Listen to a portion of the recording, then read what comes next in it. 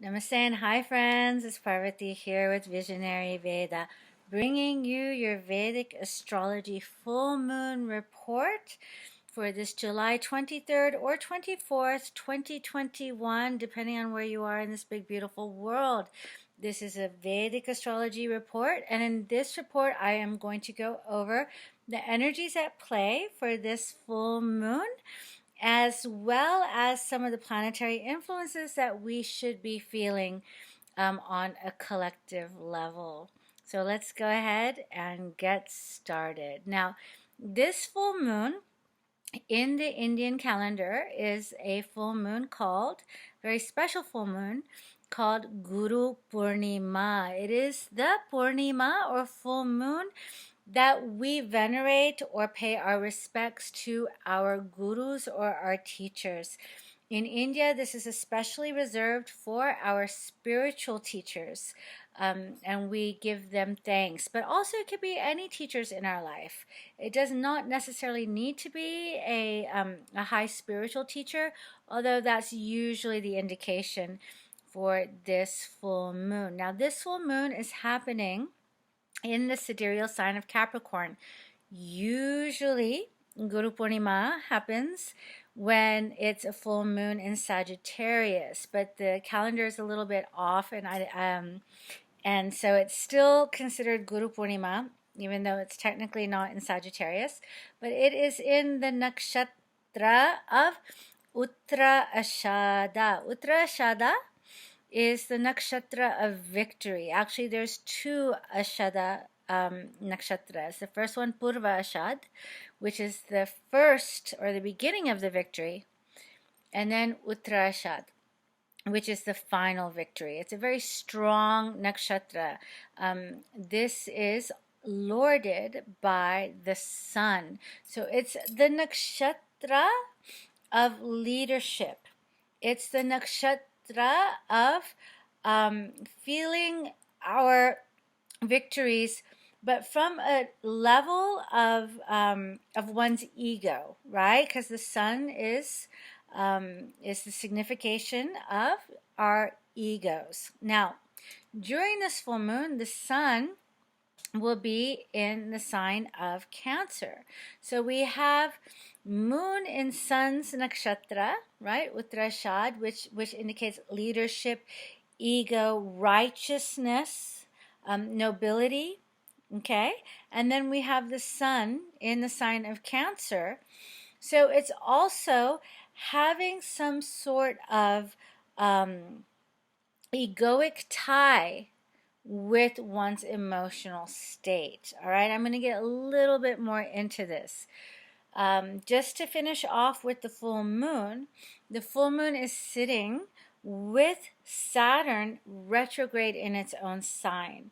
So even though this is usually considered Guru Purnima, a very auspicious full moon, and I'm not saying it's not auspicious, but because the moon is actually in Capricorn with Saturn, with the Lord, it puts a sort of constraint on this emotional feeling that we usually feel on the Guru Purnima, the feeling of gratitude, the feeling of reverence, this grand emoting, right? With Saturn there, curtails it.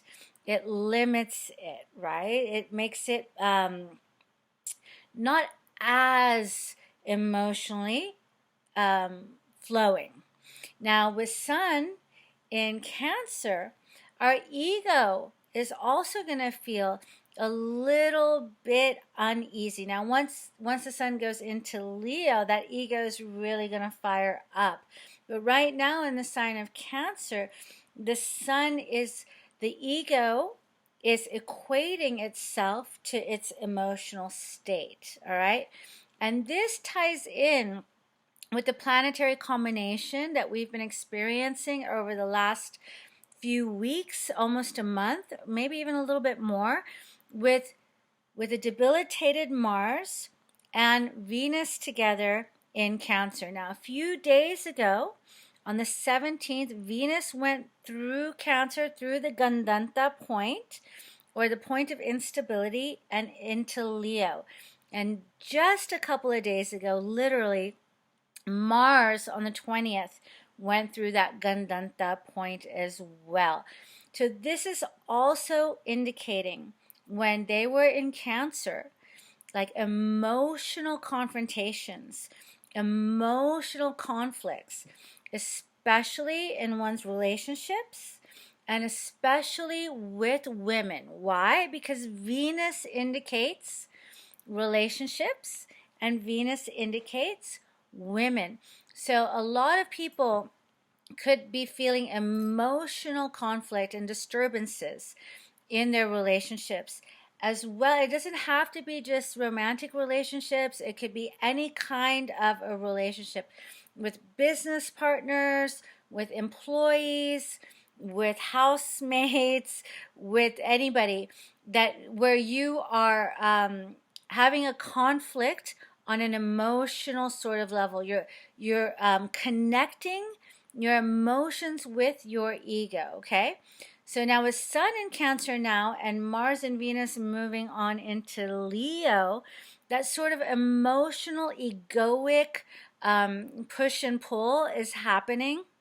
And it could be with Saturn with the moon in Capricorn, it could be lending to like some heaviness, some restriction, some pessimism, some feelings of like for me, for example, like some feelings of some karmic implications in these conflicts.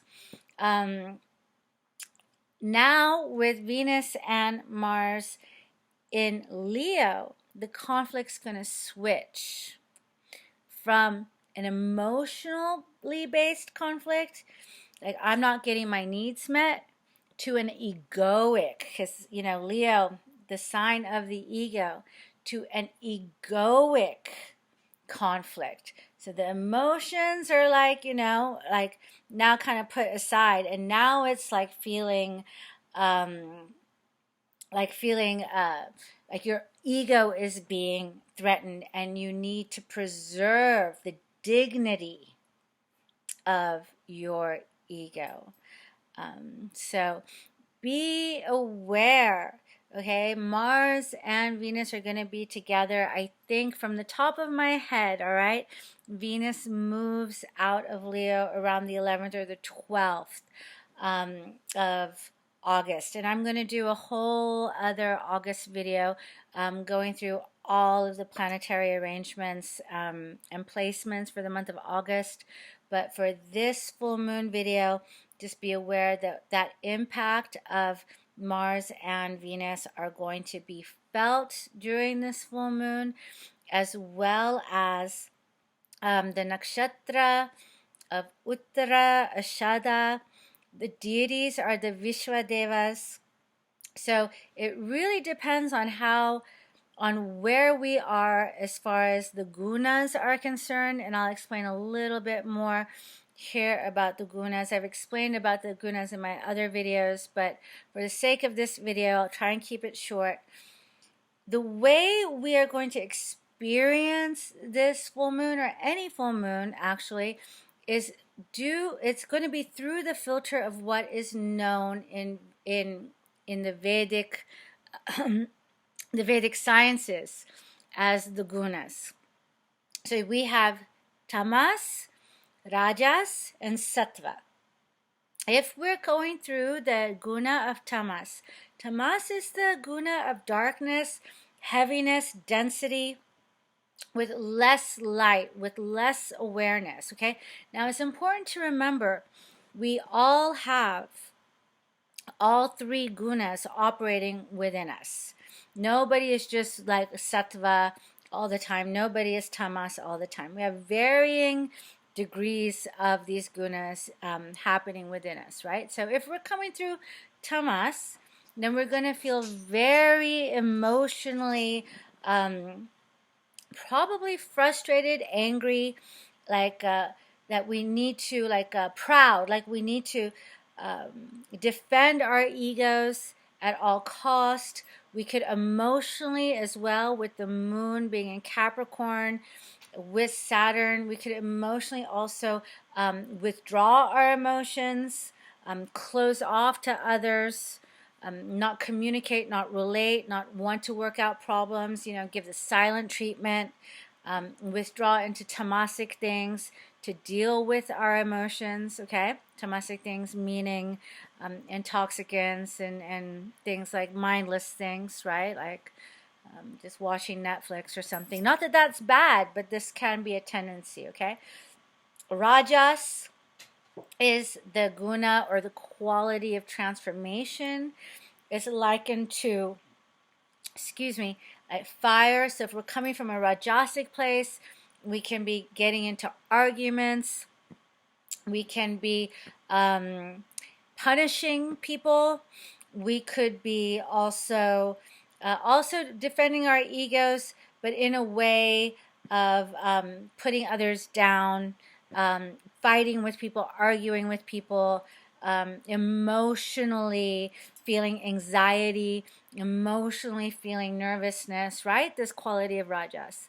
And if we're coming predominantly from a guna of sattva, or light, for those of us who do have spiritual practices, right? Then we can be using these qualities of the full moon to dive deeper into what our gurus have been teaching us, or the knowledge that we have access to, the knowledge of and the practice of bringing light into this egoic situation in relationships, coming from a higher place, being able to have empathy and compassion, even though the opponent or the person that you're in conflict with is completely irrational or coming from a different level of guna. Okay? I hope I explain this in a proper way. So, all in all, the full moons are a time of illumination. So these kinds of conflicts of the ego, again, and the emotions, the ego and the emotions being tied up with one's ego, having the feeling that you need to defend your ego, coming from a place of full righteousness, right? Like, how dare this person, or I'm, it's ego clashes, right? So this full moon can really highlight this, especially with that Mars-Venus conjunction happening in Leo. And again, in the Nakshatra of Uttara Ashada. So one can want to be victorious. One can want to be victorious at any cost as well. And with Saturn there, one can be very strategic. One can be very practical. One can get a bit depressed or heavy. One can go into the more tamasic or more denser qualities within oneself, can come out with that Saturn. Saturn's a tamasic planet. It can be, one can feel like punishing the person they're in conflict with as well. So be aware of these energies. If you are in any kind of conflict with your partner or other people, this is really a big theme that's up for a lot of people right now. I'm hearing it from so many different friends and family members. So just know that it is a planetary thing. It should get better once Venus moves out of Leo. We have Mercury as well during this full moon in its own sign of Gemini. So a lot of quarreling, a lot of communication going on. The day after the full moon, Mercury will move into Cancer. So one's communication can also become a little bit more reflective and a little bit more emotional in nature. Now, how this is going to affect you, how is this going to play out? When I give these reports, they're on a very general level because I can only do so much. Like, we can only talk about the general planetary energies on these kinds of reports. But if you'd like to see how it's affecting you, please feel free to contact me for a Vedic astrology reading using your personalized birth chart, and then we can see how these energies are playing out in your life. We can look at the aspects, your conjunctions, your dashas, your timing. Feel free to reach out to me on my email below, visionaryveda@gmail.com. It's not, again, I just want to reiterate, it's not a bad full moon. There's something bad or good, but just with this moon being with Saturn and with the sun being in Cancer, it's that ego emotion connection. And sometimes when we're emotionally thinking something or feeling something, then egoically we identify with those feelings and we think, no, I'm right, I'm this, I'm hurt, whatever it is we're feeling, and then we identify ourselves, our egos with it, and then we defend it without really having the ability to have clarity and understanding and just awareness of how this is not necessarily the truth, right? And the truth is beyond all of that. The truth is beyond our egos, beyond our emotions. So I wish everybody out there a very happy and very illuminating full moon in the sidereal sign of Capricorn, in the Nakshatra of Uttara Ashada. May we become victorious, but not from fighting, from realizing and becoming more aware of the truth as it is. Okay. Thank you so much for your time. Enjoy the life, everybody. Take care of yourselves and be on the lookout for my August video. It's coming up here soon. And please like, share, subscribe to my channel if you haven't done so already. It means a lot to me. And I really appreciate all of my viewers and supporters out there. Okay, until next time, everybody, take care. Namaste. And see you next time. Bye-bye.